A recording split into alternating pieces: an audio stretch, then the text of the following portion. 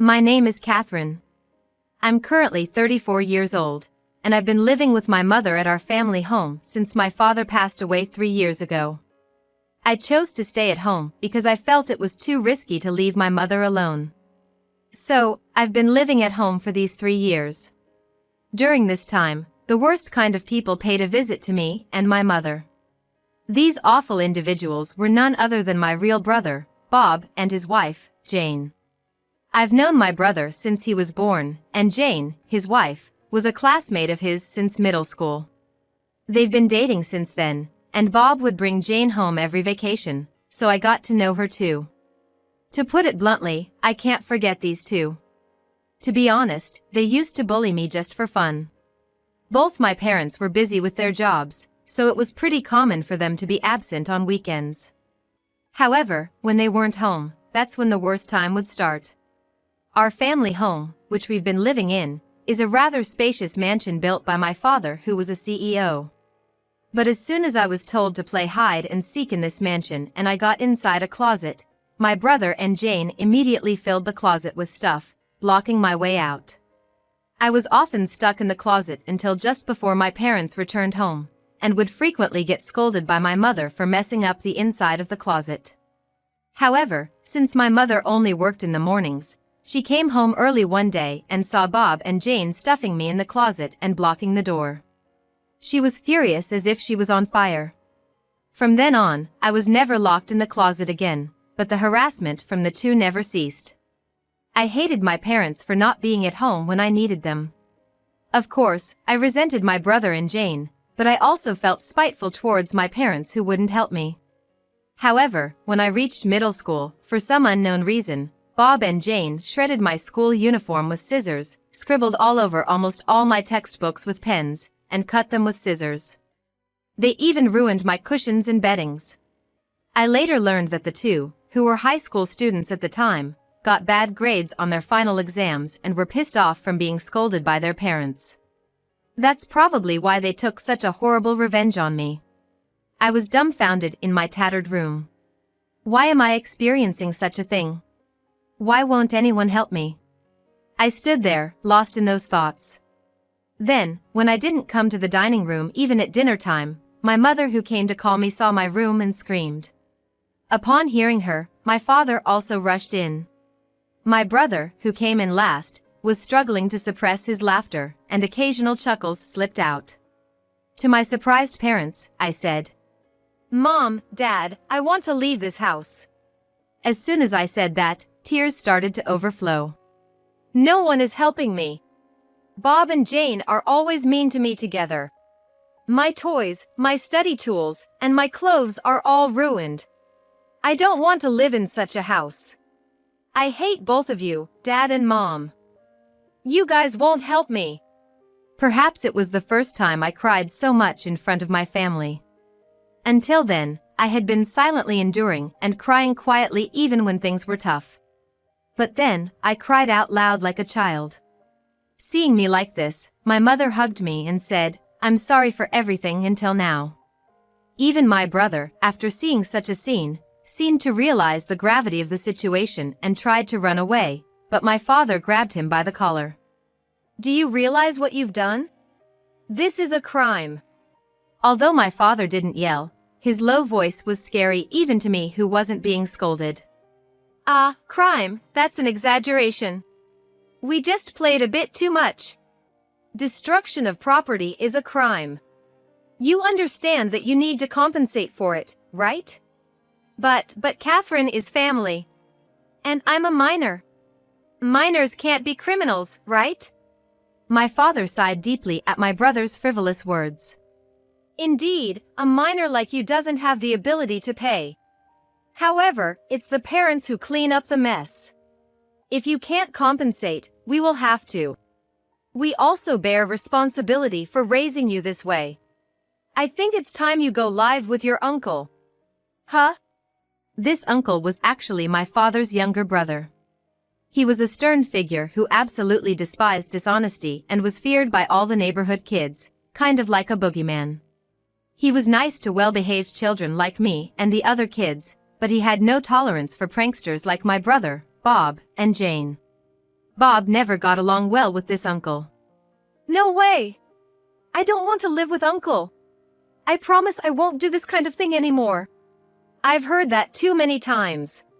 When you and Jane locked Catherine in the closet. When you two chased Catherine around.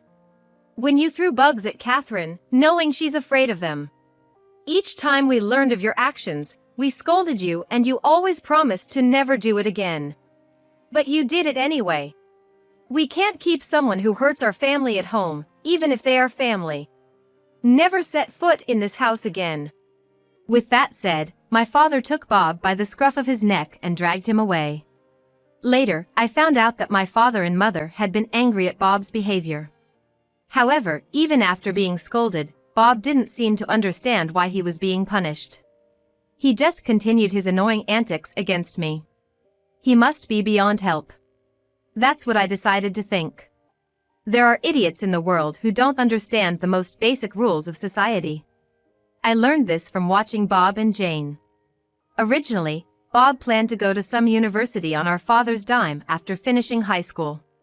However, our father told him, "Someone like you will just end up hurting others even in university," and so Bob ended up working at our uncle's company right after graduating from high school. However, it seemed like Bob desperately wanted to escape our uncle's place as soon as possible. As soon as he finished high school, he rented an apartment with Jane, who had also just finished high school, and they wanted to live together. They started their cohabitation life with the understanding that neither our parents nor uncle would help with rent or living expenses. And then, for some reason, Bob asked me to lend him some money. At the time, I had just entered high school and was not working part-time. All the money I had saved up, which used to be stolen by Bob when he lived at home, was fully reimbursed by my father and mother, as I had written it all down in a notebook. So, I did have the money that I had diligently saved up, but I had no intention of handing it over to him.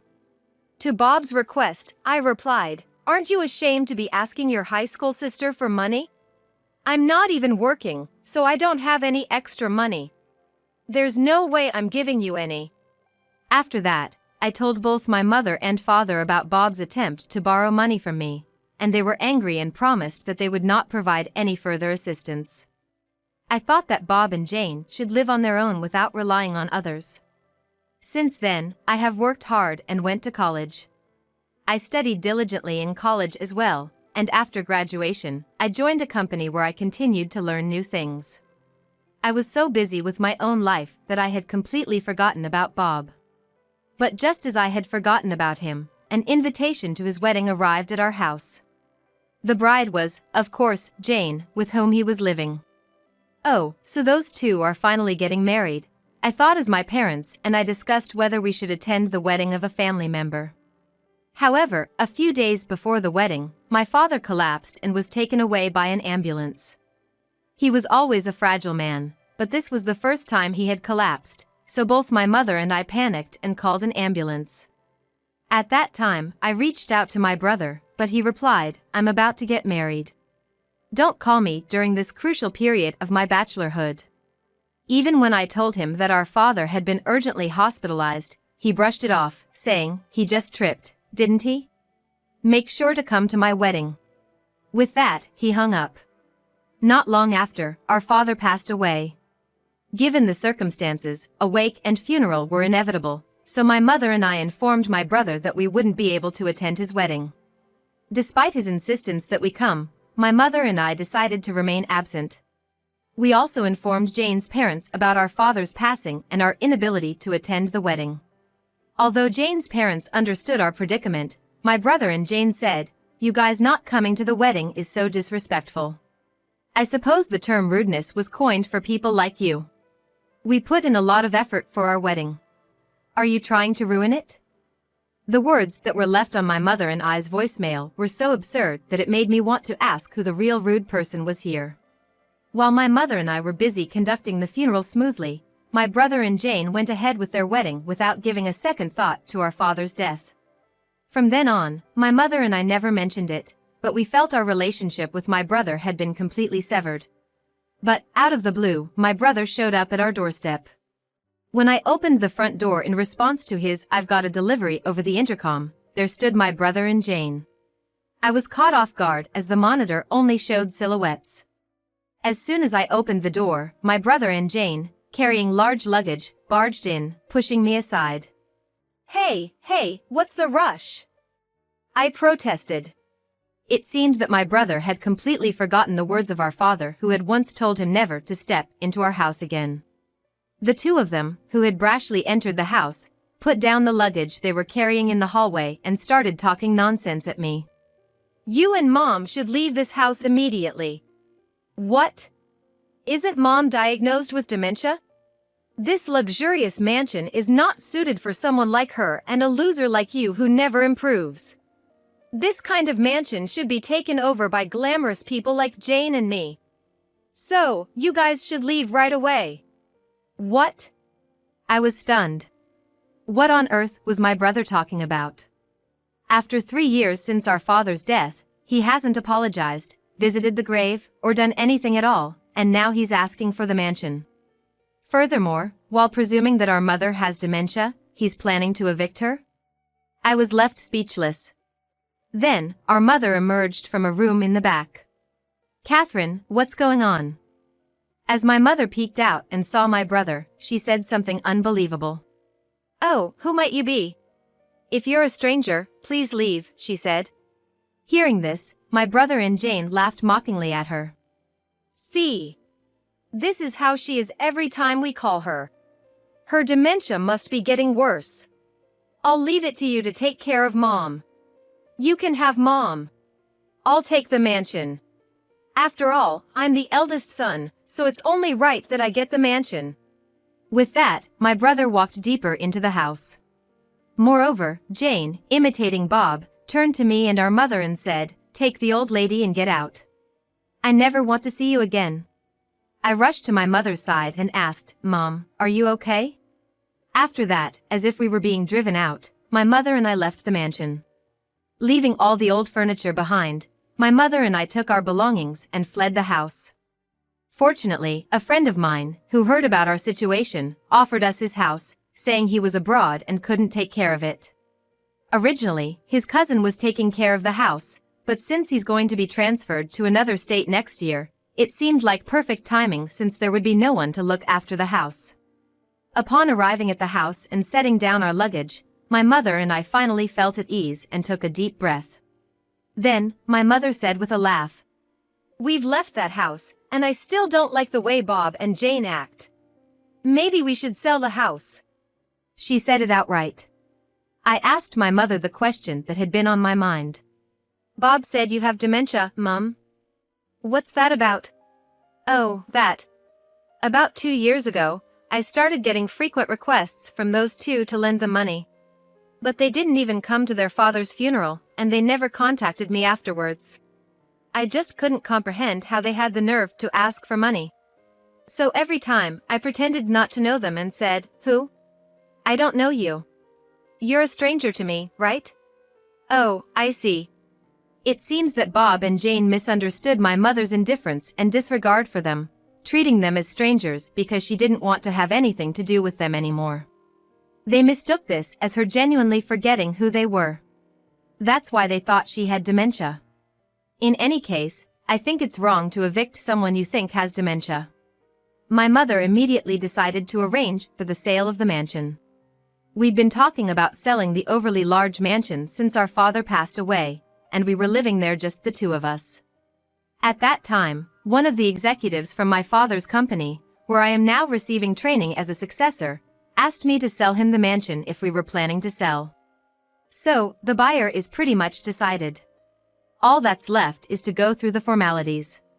When I talked to a real estate acquaintance and explained the situation to the executive of the buyer, they agreed that if we left Bob and Jane alone, the house would be in serious trouble, and something needed to be done quickly. And then, a week later, my smartphone rang incessantly. My mother's phone was the same. There were many calls from Bob to my mother's phone, and from Jane to mine. They both probably wanted to tell us the same thing, but we found it amusing and decided to ignore them for 30 minutes, and we just enjoyed our tea. As we chatted, an hour passed without us noticing, and it seemed like Bob and Jane had been trying to reach us the whole time. When I finally answered the call, Jane exclaimed, "Finally. Why didn't you answer immediately? There's a big problem. The house has been taken over." Wait. Didn't you two take over the house? I think we're the ones who should be saying that we've been taken over, I responded. No. Bob and I took over this mansion, but now strange people have come and are demanding that we leave. They just barged into the house and are trying to kick us out. Our mansion has been taken over, she exclaimed. I couldn't help but burst out laughing. I really wanted to tell her that they were the ones who invaded the house in the first place and were unlawfully occupying it. Chuckling a bit, I replied, "You're talking about taking over, but you're not even the legal owner. My mother, who was the rightful owner, has sold the house to a new owner. So, strangers who have no connection at all should quickly move out." What? She sold it? This mansion? But this mansion belongs to Bob, she responded in shock. When did anyone ever say that? I asked. Well, no one said it, but Bob is the eldest son. Isn't this house, this property, and his dad's company eventually going to belong to him? And I'll be living elegantly as the wife of the CEO in this mansion. Despite all of that, Jane was frantic. I burst out laughing again. The fact that she thought that just because he was the eldest son, he would automatically receive the mansion and become the CEO of the company his father used to run was astonishing. Such naive thinking. Given Jane's staunch belief, Bob probably also believed that he would inherit both the mansion and the company, even though no one had ever promised him that. Again, I laughed at Jane's words. Bob as a CEO? You as a CEO's wife? How can you even dream of such things? You're both still working as low-level employees at the company where you first got picked up, without ever studying to succeed the business. She probably didn't expect to be ridiculed. Stunned by my words, Jane retorted, "What? In that case, I'll inherit the company from Uncle." I laughed even more. You should at least check your company's personnel announcement. As for my uncle's company, his cousin's son became the president last month. What? So, there's no way for Bob to become CEO, and I can't be a CEO's wife? Jane was in disbelief. That's correct. Can I hang up now? I don't think I need to talk to strangers anymore, I replied. Wait. Please, Catherine, give us some money, Jane pleaded. Well, goodbye then. I ended the call. I later heard from Uncle about what happened next. Bob and Jane didn't want to leave the mansion, they clung to the pillars and refused to go. Uncle had to come and pick them up. It seems that since they were hired by Uncle's company, they have been undergoing a strict education, and they were so scared that they cried as Uncle took them away. It was decided that they would be left at a mountain retreat of one of Uncle's acquaintances, because they were too unpredictable when left on their own. They've been warned by Uncle that if they don't straighten up at the retreat, they won't be able to leave the mountain for the rest of their lives. Despite this, they've tried to escape multiple times, but they've been caught each time. As for me, the person who said he would take care of the house management was my fiancé, who's currently working abroad. I'm currently living in his parents' house. He's planning to end his long-term assignment abroad this year, so we'll be planning our wedding ceremony soon. My mother and uncle, who helped us out, will be invited to the wedding. Of course, we will not invite Bob and Jane.